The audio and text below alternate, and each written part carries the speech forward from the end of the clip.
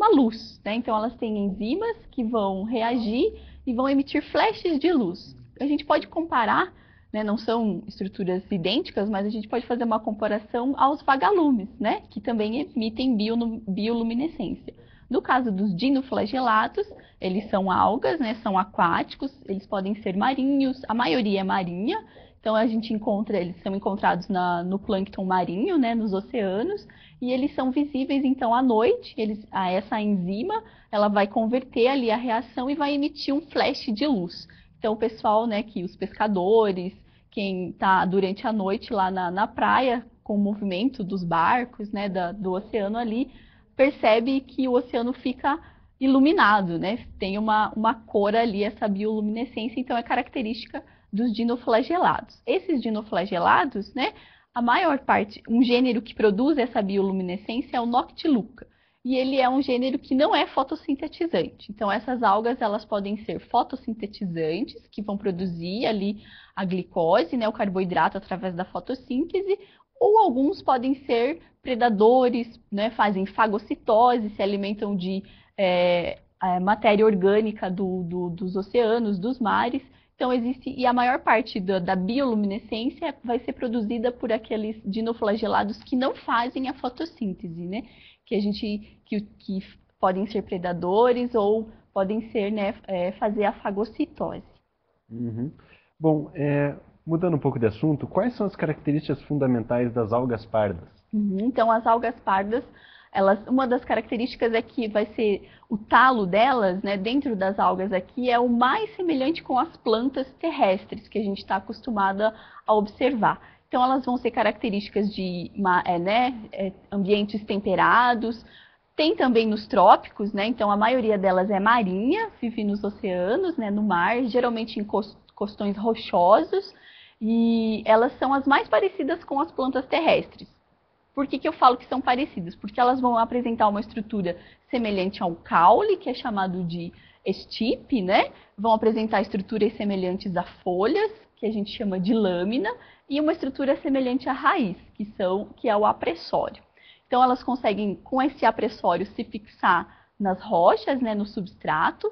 Algumas espécies não são fixas, podem ser também flutuantes, aí elas possuem vesículas, né, de gás que permite com que elas flutuem sobre os mares.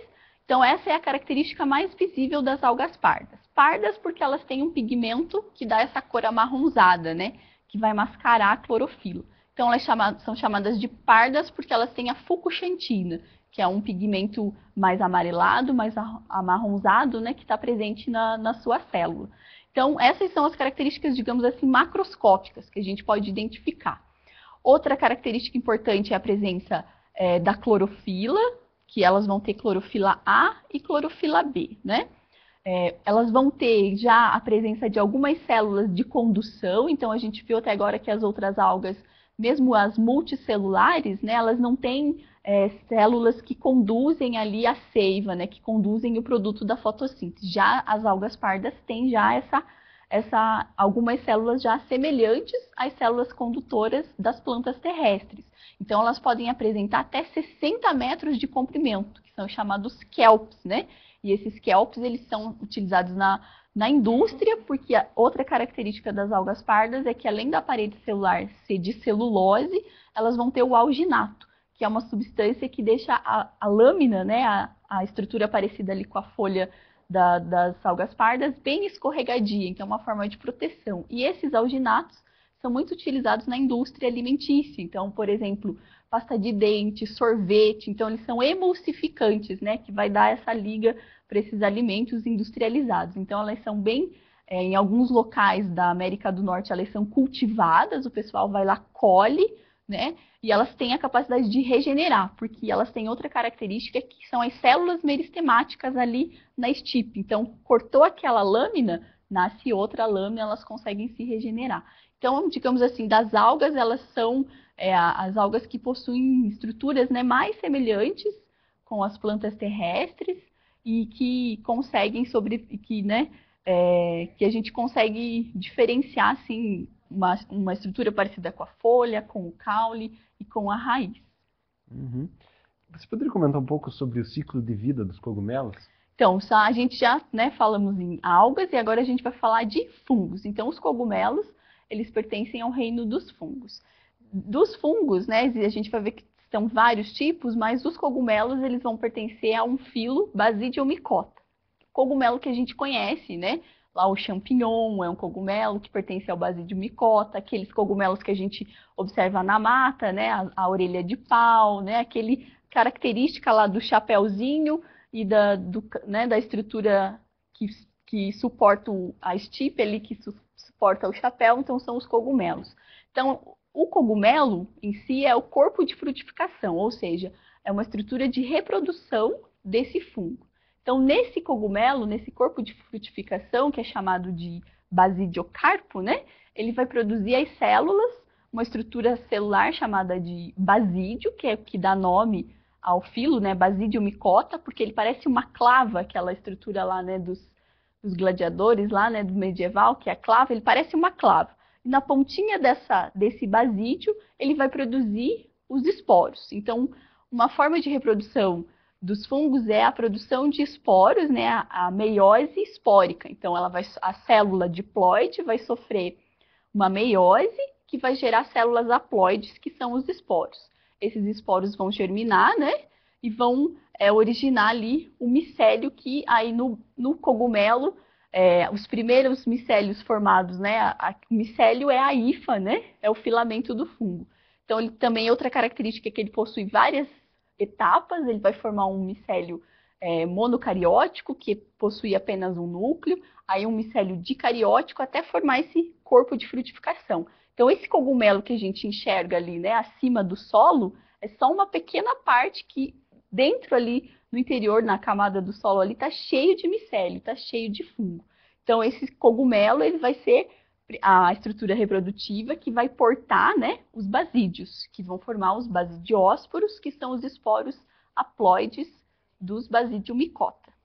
E por que os fungos são estudados juntos dessa questão da sistemática vegetal? Uhum. Existe uma Existe relação entre essa, esses né, reinos? eles são células, né, organismos totalmente diferentes, mas por convenção, quem estuda os fungos são os botânicos, né? Convencionou-se, então nas disciplinas de botânica, de sistemática vegetal, né, agrupa-se, estuda-se os fungos, mas na verdade características eles são bem distintos, né? São organismos bem diferentes, mas por convenção costuma-se estudar sempre os fungos junto com as algas, né? Na mesma disciplina.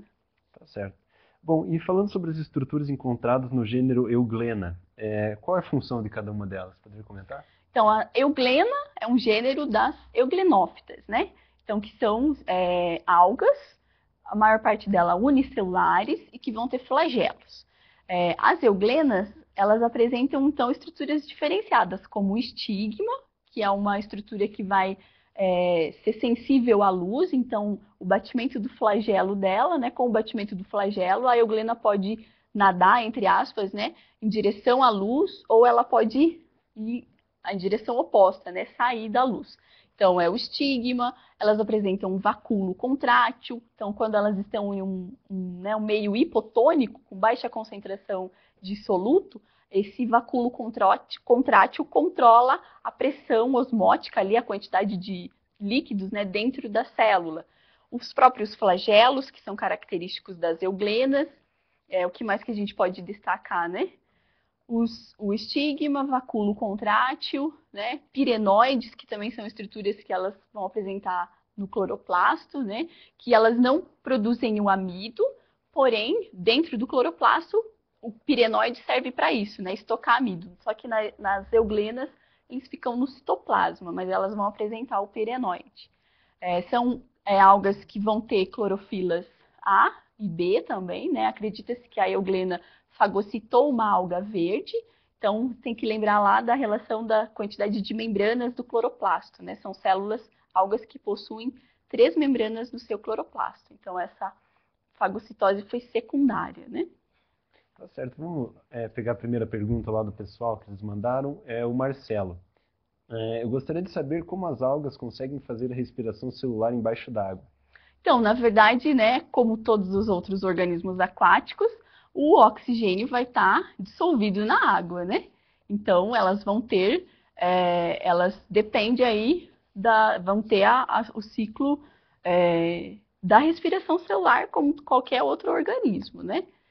Que ela vai produzir, vai quebrar, né? Se elas forem, na verdade, assim, se elas forem eucariontes, né, que é o caso que a gente está estudando, elas vão ter a reação lá da respiração celular como qualquer outro organismo, né? O oxigênio que está dissolvido na água vai penetrar na célula, vai entrar lá na via da glicólise, do ciclo de Krebs, né?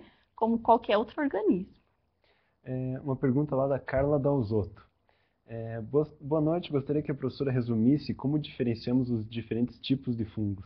Então, principalmente em relação à produção dos esporos. Então, a gente tem lá os fungos verdadeiros, né? Que são, já entrando nesse assunto, que vão ser aqueles. Então, o que é um fungo? Um fungo é um organismo que não é nem planta, nem animal, nem alga, né? Ele tem as suas características próprias, como parede celular de quitina, ele vai armazenar glicogênio, né, que é a mesma substância que os animais armazenam, então acredita-se que eles são mais semelhantes aos animais do que as outras plantas, né, as plantas ou as algas.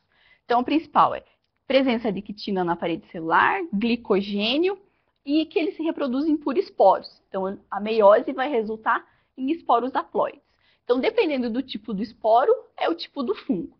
Então, a gente tem os Basidiomycota, que vão produzir os basidiósporos, os ascomicotas, que vão produzir os ascósporos, e aí a gente tem os quitrídeos, né, que não produzem esses esporos, que não têm uma estrutura específica, que vai ser produzido em esporângio, e o zigomicota, que também é um esporo não a partir da meiose, sim da mitose, mas eles são considerados fungos, né? Basicamente é o tipo do esporo que ele produz que vai definir o tipo do fungo. Você poderia falar mais um pouco sobre essa diferença entre o fungo e o pseudofungo? Então, né, a gente estuda também aqui na sistemática 1, junto os pseudofungos.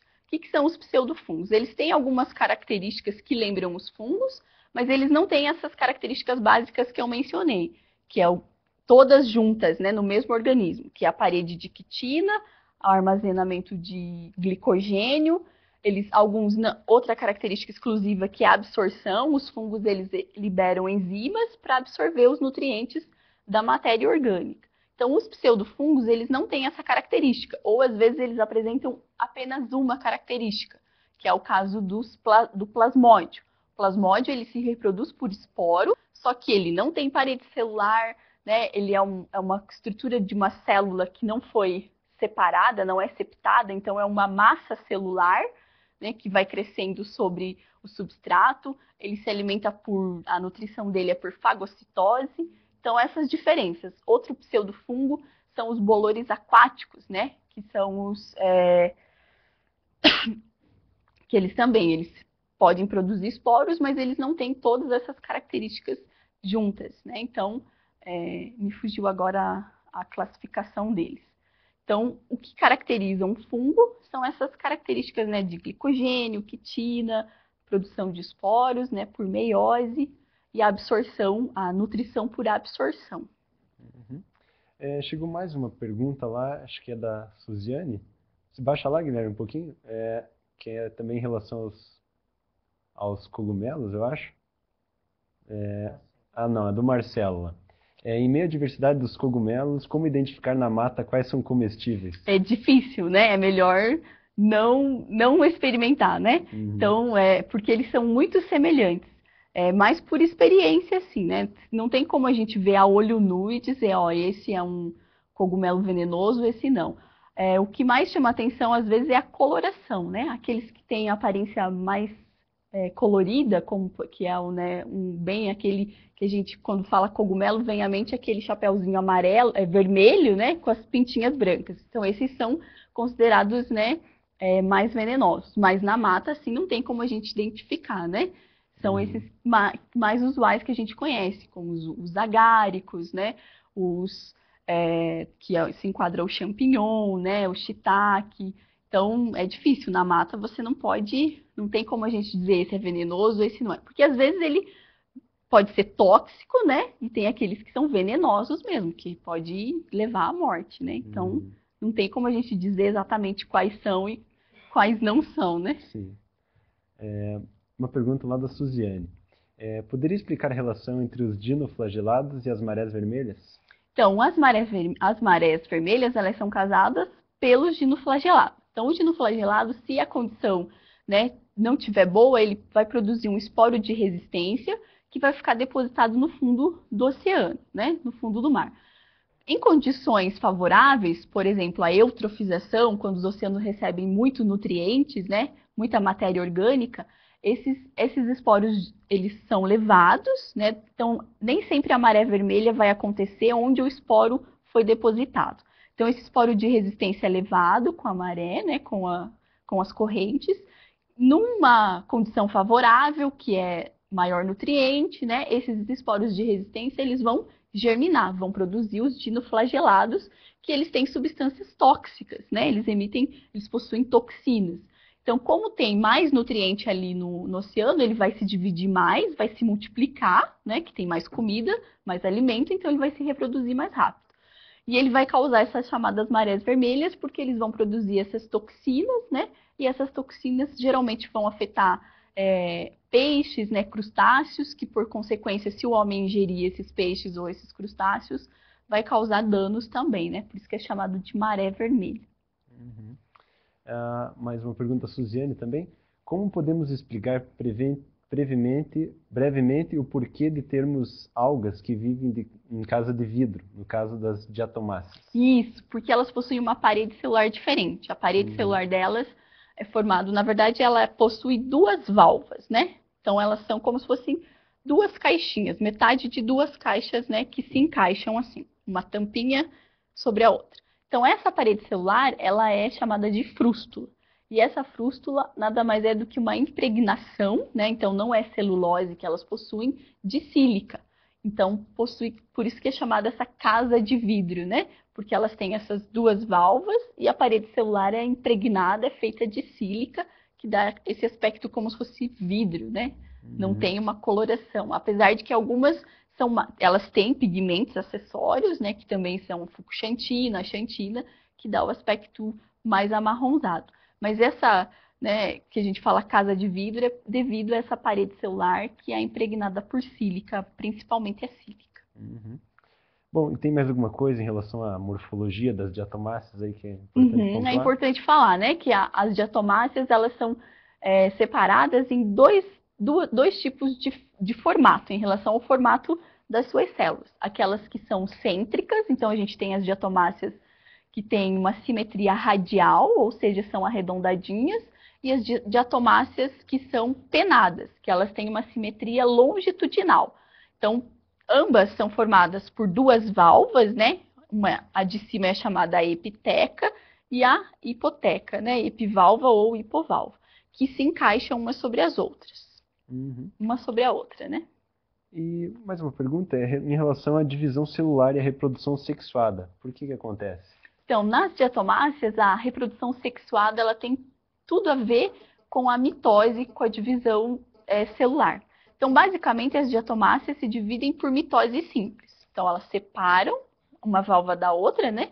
E uma válvula vai servir de molde para outra válvula ser construída. Então, de uma diatomácea vão originar duas diatomáceas.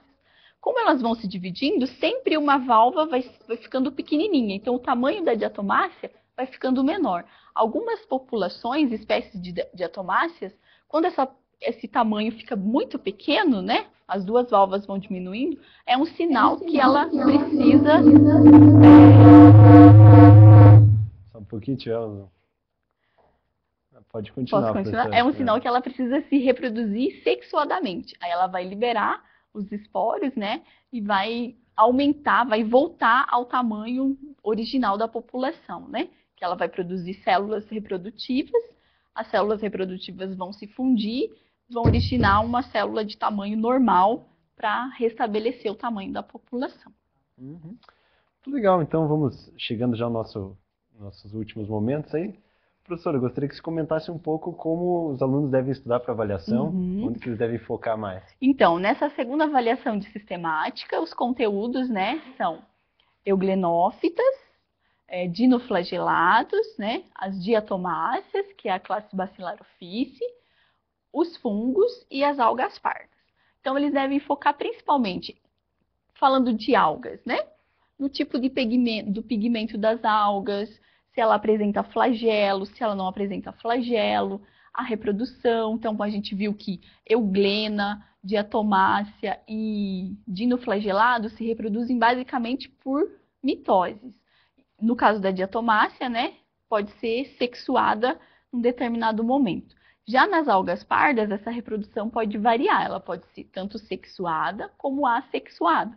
Aí o pessoal tem que prestar atenção lá no ciclo de vida da alga parda, né, da laminária principalmente, que ela apresenta uma alternância de geração, vai apresentar o esporófito e o gametófito, então estudar essa parte, né, que o esporófito vai produzir células, né, vai produzir os esporos que vão originar haploides, que vão originar os gametófitos vão gerar os gametas, que vão se fundir e vão gerar o esporófito, que vai ser diploide. Então, nas algas, basicamente, a reprodução, né, tipo dos pigmentos encontrados. E os fungos também, né? O que é um fungo, o que caracteriza o reino fungi, a principal diferença, né? A diferença entre os ascos, né? Basídio, o que é um basídio, o que é um asco, o zigomicota, que é o bolor preto, né? Aquele bolor do pão lá que a gente deixa o pão velho, ele vai bolorando, ele aparece um bolor que no começo é esverdeadinho, depois ele fica preto, é um fungo, é um zigomiceto. Então, estudar essas características da reprodução também. Uhum. Chegou mais umas perguntas lá, é do Marcelo. O ciclo, você poderia comentar sobre o ciclo das algas? Pode ser interferido por diversos fatores? Poderia comentar os fatores? Na verdade, o ciclo de vida delas, o que vai determinar é assim, o fator ambiental, principalmente naquelas que vão se reproduzir assexuadamente, e se elas precisam se elas têm flagelo ou não. Então, por exemplo, naquelas algas que têm flagelo, elas vão precisar de um ambiente aquático. Então, se não tiver água, elas não se reproduzem, né? Então, basicamente, o que interfere no ciclo de vida são os nutrientes também, né? Como eu comentei, é o caso dos dinoflagelados. Quando os oceanos têm bastante matéria orgânica, eles vão se reproduzir mais, vão se dividir mais, né? Quando o ambiente não está tão favorável, alguns apresentam esporos de resistência. Então, eles vão ficar dormentes e quando o ambiente estiver favorável, eles continuam a se reproduzir. Uhum. E acho que mais uma pergunta que nós temos lá é da Suziane. Por que alguns kelps têm os talos diferenciados entre as algas? Então, isso a gente comentou no começo, né? Os kelps, eles vão ser as algas pardas, que vão ter... O que é essa diferenciação? Então, eles vão ter uma estrutura